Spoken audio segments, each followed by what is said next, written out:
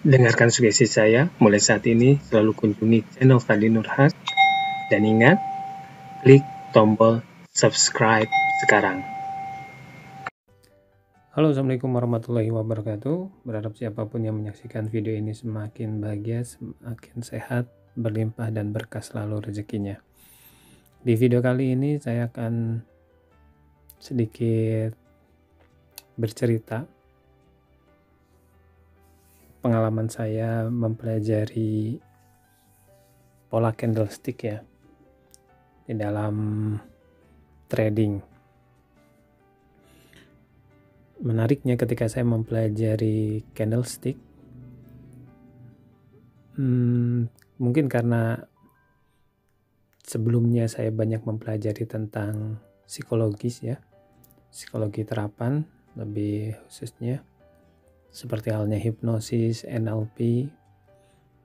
Jadi saya justru menemukan seperti ada keterhubungan antara mempelajari pola candlestick dengan hal-hal yang sudah saya pelajari tentang bagaimana memahami cara kerja pikiran, bagaimana memahami perilaku seseorang begitu. Ya, karena bisa jadi candlestick pun tentunya adalah gambaran dari pergerakan market ya, pasar, di mana di situ ada manusia juga tentunya yang melakukan pergerakan. Terlepas dari platform yang saya gunakan apa ya, saya tidak akan membahas itu, tapi lebih ke candlesticknya yang akan saya bahas. Menariknya di sini begini, dalam kehidupan kita pun ada mengenal yang namanya teori kuantum begitu. Ada kuantum mekanik, ada teori Newtonian, aliran Newtonian, ada aliran mekanika kuantum ya. Di tataran kuantum sesuatu itu sifatnya radikal ya. Yang saya ketahui, yang sedikit saya pelajari tentang dimana di dalam tataran kuantum itu sifatnya radikal. Nah, sedangkan di tataran yang lebih besar begitu, seperti halnya yang dibahas oleh Einstein bahwa alam semesta ini, jagat raya ini, sistem galaksi, sistem tata surya itu sudah tertata begitu ya. Sampai Einstein bilang Tuhan itu tidak melempar dadu. Jadi semuanya itu sudah tertata. Nah, kan ada sesuatu yang seolah berbeda ya. Di tataran terkecil itu sifatnya radikal, di tataran yang besar itu sifatnya itu sudah teratur begitu. Sudah jelas gitu. Ibaratnya jika dihubungkan dengan agama ya, mungkin ada aliran Jabariyah, ada aliran Qadariyah ya.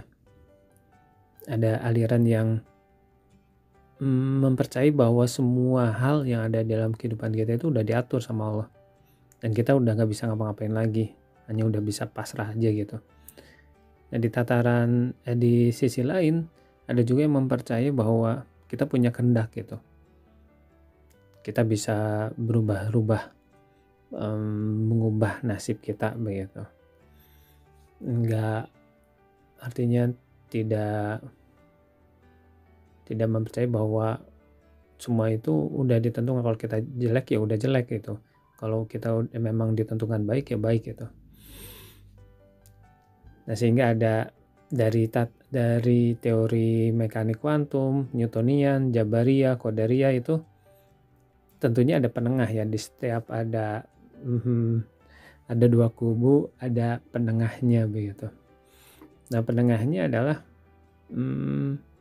ya di tataran tertentu Allah, di dalam sudut pandang tertentu Allah sudah membuat skenario kehidupan begitu lengkapnya ya, dari mulai kita lahir sampai kita meninggal. itu sudah ada skenarionya. Tapi di dalam proses itu gitu udah jelas kan takdirnya, hidup, lahir, kemudian meninggal, itu udah jelas gitu. Itu sesuatu yang jelas gitu, bahwa itu sesuatu yang pasti. Nah, tapi di dalam proses kehidupan tersebut itu tuh bisa berubah-ubah kan. Maksudnya berubah-ubah itu kita bisa ada usaha untuk melakukan sesuatu sehingga hal tersebut mempengaruhi nantinya kita di akhirat ya. Walaupun itu semua juga masih kemungkinan yang tak terhingga juga begitu. Baik kita masih dunia dan nanti di akhirat pun ada kemungkinan yang tak terhingga. Apa yang kita lakukan ini dampaknya nanti di akhirat seperti apa begitu. Dan di sini saya sih lebih ke tentang melihat bahwa di tataran tadi, kembali lagi di tataran yang besar begitu, itu sesuatu itu tertata begitu, jelas. Di tataran kecil itu bisa fluktuatif banget gitu. Ya seperti halnya candlestick ini. Kalau kita melihat di sini ada namanya time frame ya. Kalau kita melihat di time frame 5 menit misalnya, ini kita bisa melihat pergerakannya pelan gitu kan, soalnya seperti ya, pelan sekali. Dan kita bisa melihat jelas arahnya kemana gitu di tataran 5 menit ini gitu. Nah kita tahu candle ini dia akan mengarah kemana, membentuk seperti apa begitu di 5 menit. Ya, contohnya ya ini ya di 5 menit. Tapi dari proses untuk bisa membentuk itu begitu, untuk bisa membentuk candle yang kita prediksi, itu prosesnya itu kalau kita ngeliat di 1 menit saja nih, ini kan time frame 5 menit itu ada 6 candle ya di sini tuh. Ini ada kolom ini ya, kolom per kolomnya itu ya di sini ada satu. Nah ini mulai dari yang candle mulai bergerak ini masuk ke candle ke satu, nanti selanjutnya sampai ke garis selanjutnya lagi ini di depan itu 5 menit itu kolom dalam satu kolom itu ada 6 candle. Nah untuk menuju seperti yang tadi kita tahu misalnya ini mau gimana si candle ini nanti bentuknya mau seperti apa di 5 menit begitu. Tapi untuk menuju candle yang kita ketahui bahwa nanti itu dia akan seperti apa, misalnya contoh tentang kehidupan ya, kita tahu bahwa kita tuh bakal meninggal gitu kan. Tapi proses meninggalnya itu kayak gimana gitu, itu kita bisa melihat di tataran terkecilnya di 1 menit gitu. Itu ya bisa katakanlah hijau itu kita naik levelnya, merah itu turun levelnya, katakanlah seperti itu analoginya. Dalam kehidupan bisa jadi misalnya hijau itu katakanlah kita dalam kondisi yang positif gitu, yang merah ada ini bukan berarti makna dari candle ini merah itu seperti itu ya, enggak, maksudnya ini analoginya begitu. Merah itu kita negatif ya itu fluktuatif. Di dalam hati kita itu bisa berubah-ubah begitu. Bahkan kita sendiri tidak bisa memegang hati kita sendiri. Kita sudah tahu bahwa misalnya kita mau pergi kemana, mau pergi ke rumah teman misalkan, katakanlah kita keluar rumah mau ke rumah teman si A. Ya rencana pikiran kita sudah tahu bahwa itu tertuju ke sana begitu. Tapi kita tidak bisa menjamin apakah di tengah perjalanan kita akan belok dulu kemana, mampir dulu kemana gitu. Bahkan bisa jadi nggak jadi gitu. Ya itu tergantung di dalam proses itu hati kita apakah masih tetap kuat nggak ke sana gitu. Nah di sini pun seperti itu, candle ini di time frame 1 menit ini ya seperti ini, 15 menit ini lebih banyak lagi dalam 1 menitnya begitu. Dalam 1 menitnya itu lebih banyak lagi. kemudian kalau kita apalagi ke 5 detik gitu. Nih, pergerakannya lebih ini lagi kan. Lihat bisa loncat-loncat seperti ini. Katakanlah kita melihat ini adalah seperti halnya grafik hati kita begitu. Kadang kita turun, kemudian ya kalau kita ada hukum namanya polaritas, kalau kita turun pasti ada naiknya begitu, seperti sekarang pasti ada naiknya kan. Nah kembali lagi tadi ke 5 menit. Nah kita tahu bahwa ini akan kemana mengarahnya begitu. Nah contohnya saya coba ya,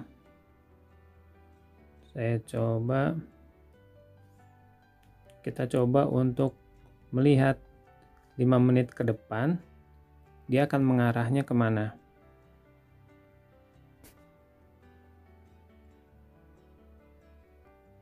Oke.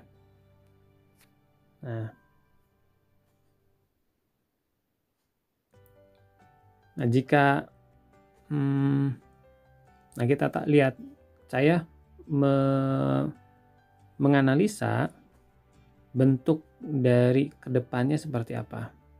Katakanlah kita tahu bahwa di masa depan itu akan seperti ini, analisanya, prediksinya, katakanlah begitu.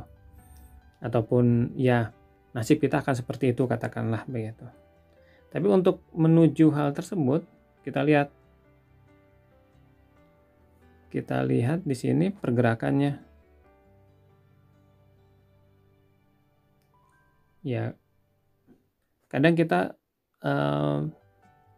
mendekati apa yang kita inginkan. Katakanlah yang kita inginkan adalah tujuannya yang ini, yang saya tentukan ya, yang kuning, titik kuning di depan itu yang saya tentukan. Nah, kita mendekati apa yang kita inginkan, bahkan melebihi apa yang kita inginkan di dalam perjalanannya. Tapi belum tentu juga begitu. Belum tentu juga itu akan selalu seperti yang kita inginkan. Bisa jadi akan turun dulu begitu. Atau bisa jadi tidak selalu dalam prosesnya itu dekat dengan apa yang kita inginkan. Bisa jadi menjauh dulu begitu. Bisa jadi malah melebihi begitu apa yang kita inginkan. Nah, kita lihat ya. Nah, kita lihat lagi. Ini kan 1 menit ya. Kita lihat di 15 detik. Lihat. 15 detik. Tujuan kita yang kuning ini. Karena saya menganalisanya, pergerakannya akan ke atas ya. Jadi saya mengambil buy di sini itu, membeli.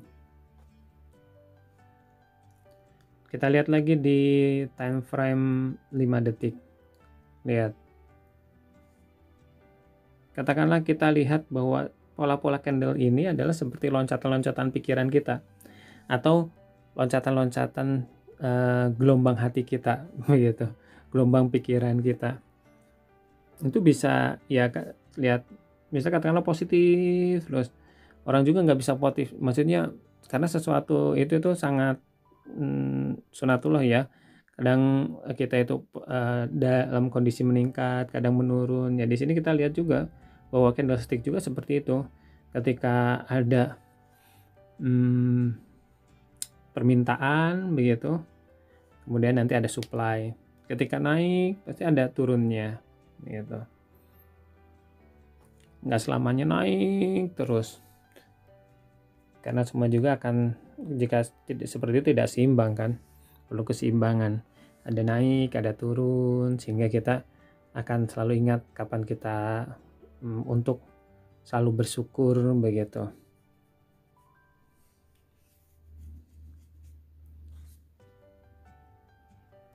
Dan tentunya dengan adanya proses kehidupan tersebut, kita semakin menyadari bahwa kita memang seharusnya perlu terus bersyukur ya. Nah, ini turun nih.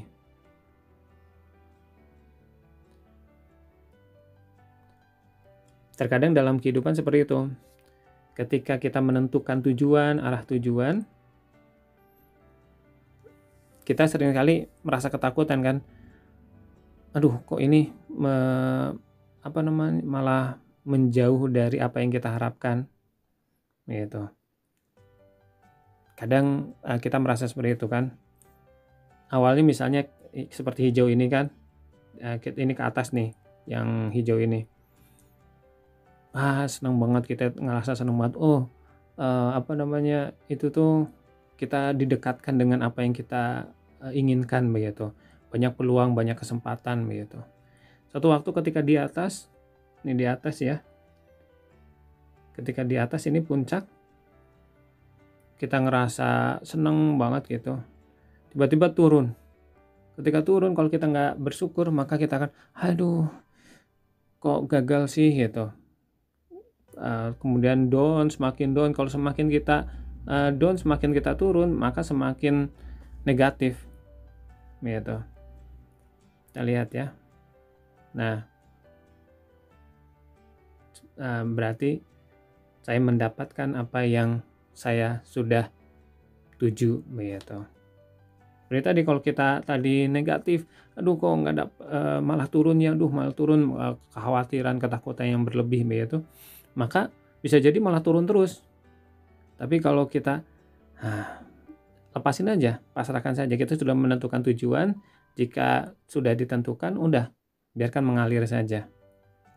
Jikapun memang belum sesuai dengan harapan kita, justru turun terus begitu, ya udah, memang belum rezekinya begitu.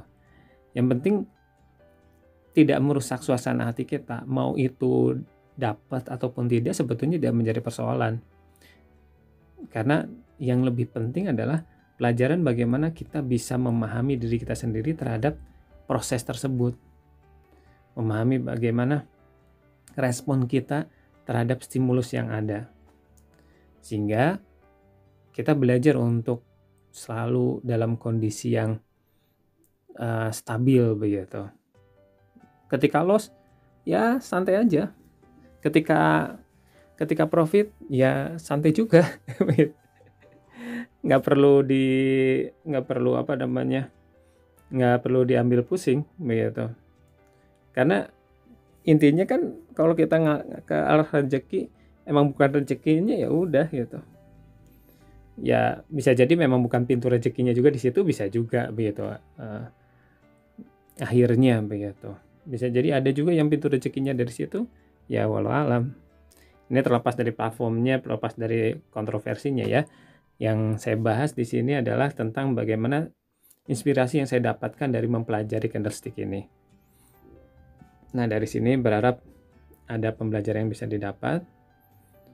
Saya sih cuma ngingetin bahwa untuk melakukan trading seperti ini memang sangat-sangat beresiko. Jika kita tidak ataupun belum bisa menguasai diri kita, emosi kita, maka akan cenderung tergerus ya. Kita akan cenderung kacau, analisanya kacau begitu. Tapi kalau misalnya kita udah ngerasa bahwa ilmunya cukup, kemudian kita bisa mengendalikan emosi kita, ya itu kembali lagi pada Anda. Nah, di sini saya berbagi inspirasi dari pengalaman saya mempelajari pola candlestick.